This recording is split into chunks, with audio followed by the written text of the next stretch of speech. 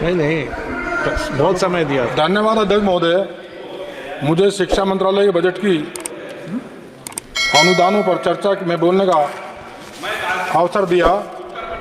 माननीय अध्यक्ष महोदय, आज मैं सदन के समक्ष भारत सरकार द्वारा बजट 2024 में शिक्षा के क्षेत्र में की गई महत्वपूर्ण घोषणाओं और मोदी सरकार के पिछले 10 वर्षों मौका मिलेगा में शिक्षा के क्षेत्र में किए गए विकास कार्यों पर चर्चा करना चाहता हूं, जिसमें उत्तर प्रदेश के लिए भी कई योजनाएं शामिल हैं। बजट 2024 में शिक्षा को सर्वोच्च प्राथमिकता दी गई। हमारे वित्त मंत्री श्रीमती निर्मला सीतारमण जी ने लोकसभा में अपना 7वां केंद्रीय बजट पेश किया है।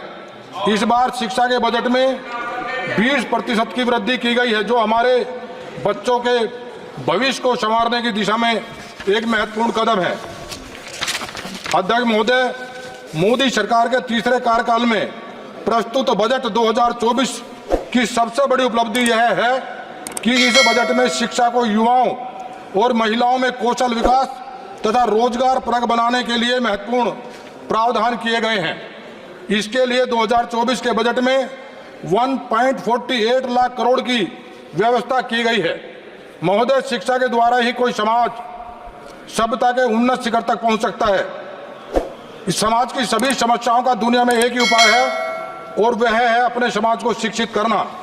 महोदय, मोदी जी के नेतृत्व में हमारी सरकार के द्वारा शिक्षा के माध्यम से युवाओं और महिलाओं के लिए विशेष प्रावधान किए गए हैं।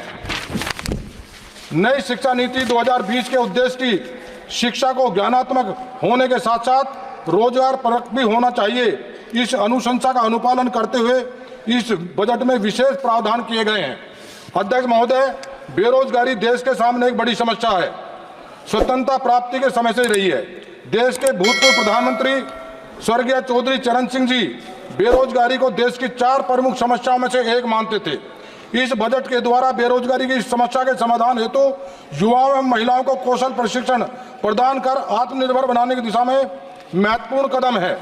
इस अनुषंग से देश में युवाओं और महिलाओं में स्वरोजगार के अवसर पैदा होंगे, जो कि आज की परिस्थितियों में सार्थक एवं प्रासंगिक है। अध्यक्ष महोदय, प्रधानमंत्री पैकेज के अंतर्गत 5 वर्षों की अवधि में 20 लाख युवाओं को कौशल प्रशिक्षण दिए जाने का प्रावधान किया गया है।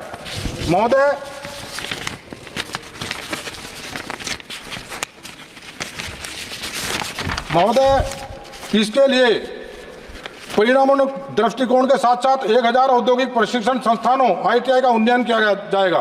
भारत की शीर्ष कंपनियां 5 साल में 1 करोड़ युवाओं को कौशल प्रशिक्षण देंगी। साथ ही 5000 के मासिक मानदेय के साथ साथ 12 माह की प्रधानमंत्री इंटर्नशिप भी दी जाएगी। अध्यक्ष महोदय, बजट में युवाओं को शिक्षा ऋण की बहुत ही सार्थक योजना प्रस्तुत की गई है।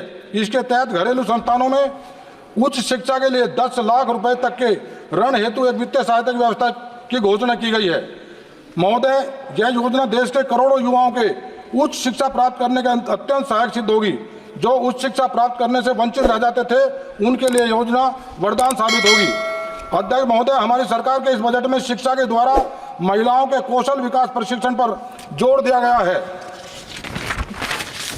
ताकि महिलाओं की रोजगार में अधिकाधिक सहभागिता हो सके। इसके लिए महिलाओं के रोजगार को बढ़ावा देने के लिए महिला विशिष्ट कौशल प्रशिक्षण कार्यक्रमों का आयोजन किया जाएगा। कामकाजी महिलाओं के लिए महिला हॉस्टल एवं शिशु गृहों की स्थापना की जाएगी। महोदय, अंत में मैं यही कहना चाहूँगा कि इस बजट में शिक्षा को ज्ञान परक होने के साथ साथ रोजगार परक बनाने पर विशेष ध्यान दिया गया है। यह बजट शिक्षा के दृष्टिकोण से युवाओं और महिलाओं की इच्छाओं और आकांक्षाओं को पूरा करने वाला सिद्ध होगा। इस बजट में शिक्षा के लिए किए गए प्रावधान देश को प्रगति पर ले जाने वाले हैं। इसके लिए मैं अपनी वित्त मंत्री आदरणीय डॉक्टर निर्मला सीतारमण जी का और विशेष रूप से हमारे मार्गदर्शक आदरणीय प्रधानमंत्री जी का धन्यवाद ज्ञापित करता हूं। और अध्यक्ष महोदय, आदरणीय प्रधानमंत्री जी भारत रत्न किसान मसीहा स्वर्गीय चौधरी चरण सिंह जी के विचारों के प्रति जो श्रद्धा है, उसके आलोक में मेरा विनम्र अनुरोध है कि मेरठ में स्थित चौधरी चरण सिंह विश्वविद्यालय का उन्नयन कर केंद्रीय विश्वविद्यालय का दर्जा दिया जाना चाहिए, जिससे कि शिक्षा के क्षेत्र में नए आयाम जुड़ सकें। धन्यवाद महोदय। धन्यवाद।